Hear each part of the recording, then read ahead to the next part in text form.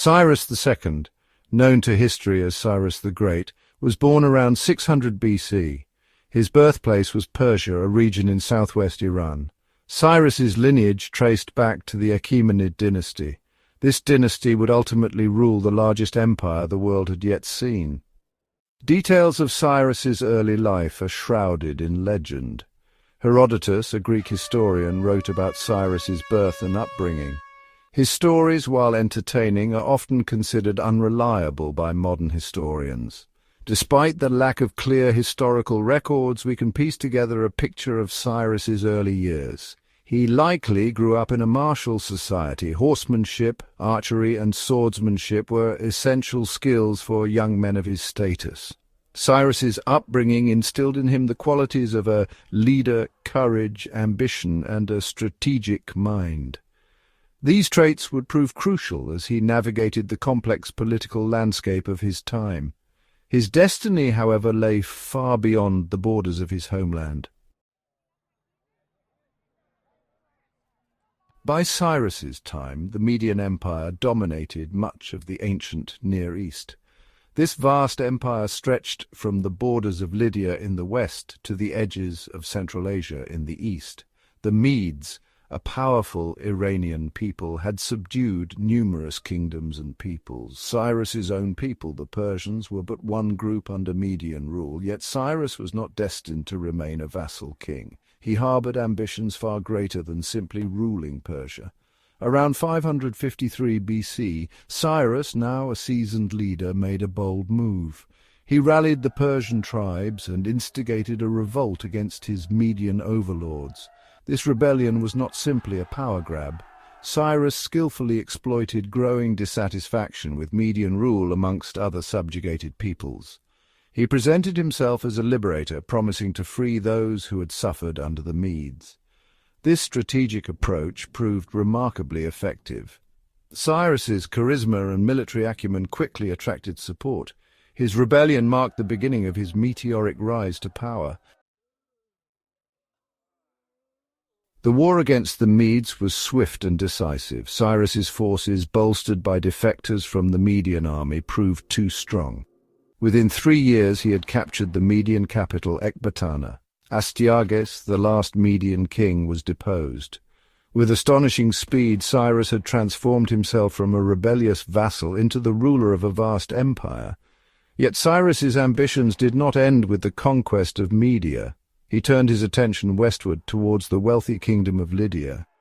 Croesus, the Lydian king, renowned for his wealth and power, sought to check Cyrus's advance. He assembled a formidable army and marched east. The ensuing clash of armies, the Battle of Pteria, resulted in a stalemate.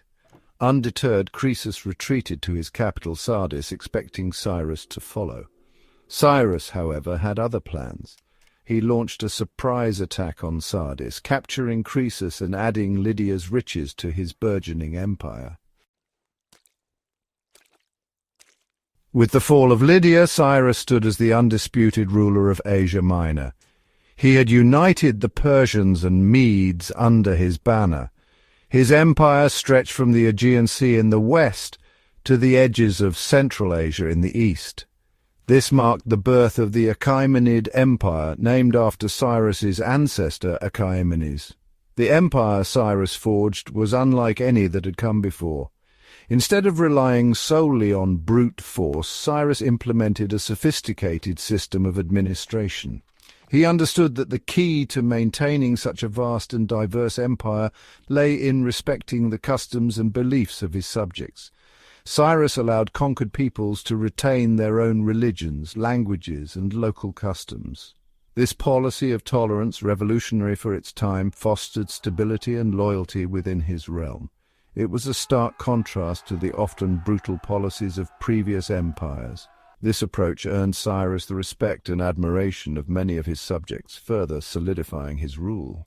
Cyrus's reign marked a turning point in ancient history. He wasn't simply a conqueror, he was a visionary leader who understood the importance of cultural understanding.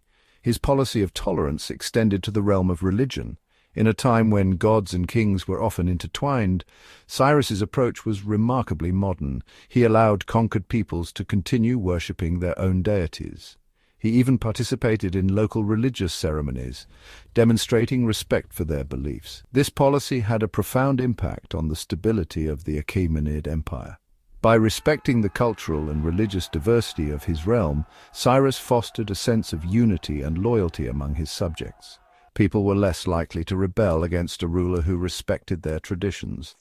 This approach to governance proved remarkably successful. The Achaemenid Empire, built on a foundation of tolerance and respect, flourished under Cyrus's rule and continued to expand under his successors. One of the most significant testaments to Cyrus's policy of tolerance is the Cyrus cylinder. Discovered in the ruins of Babylon in the 19th century, this clay cylinder is inscribed with a declaration issued by Cyrus after his conquest of the city in 539 BC. The text, written in Akkadian cuneiform, describes Cyrus's peaceful entry into Babylon and his subsequent actions. It emphasizes his respect for the Babylonian gods and his efforts to restore order and justice to the city. The Cyrus cylinder is considered by many scholars to be the world's first charter of human rights.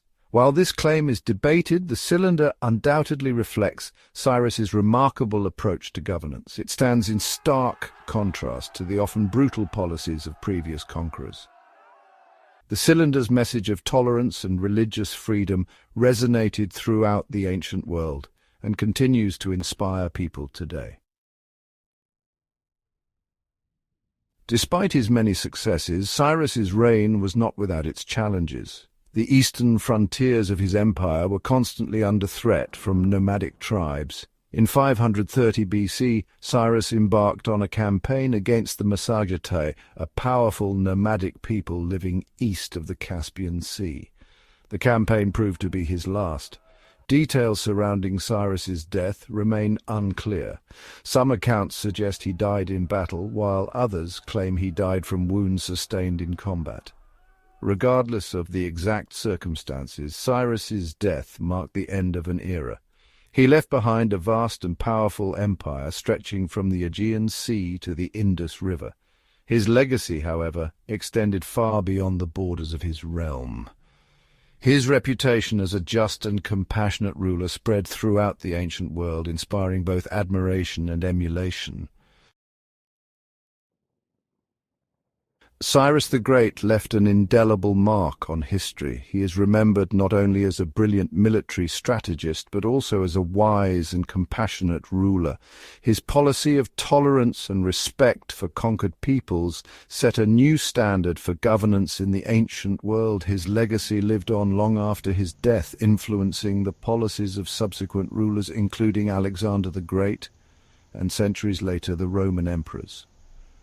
Cyrus's story continues to resonate today. He is admired for his leadership, his vision, and his commitment to justice and tolerance. His legacy serves as a reminder that true greatness lies not only in military might, but also in compassion, wisdom, and respect for others. Cyrus the Great's life and reign represent a pivotal moment in ancient history. His conquests laid the foundation for the Achaemenid Empire, the largest the world had yet seen.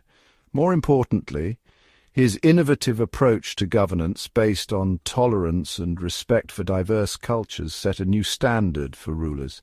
The Cyrus cylinder, with its message of religious freedom and human rights, stands as a testament to his enlightened worldview. Cyrus's legacy continues to resonate today, inspiring us to strive for justice, understanding, and compassion in a world often riven by conflict and division. His story reminds us that true leadership lies not just in power, but in the wisdom to wield it with justice and humility.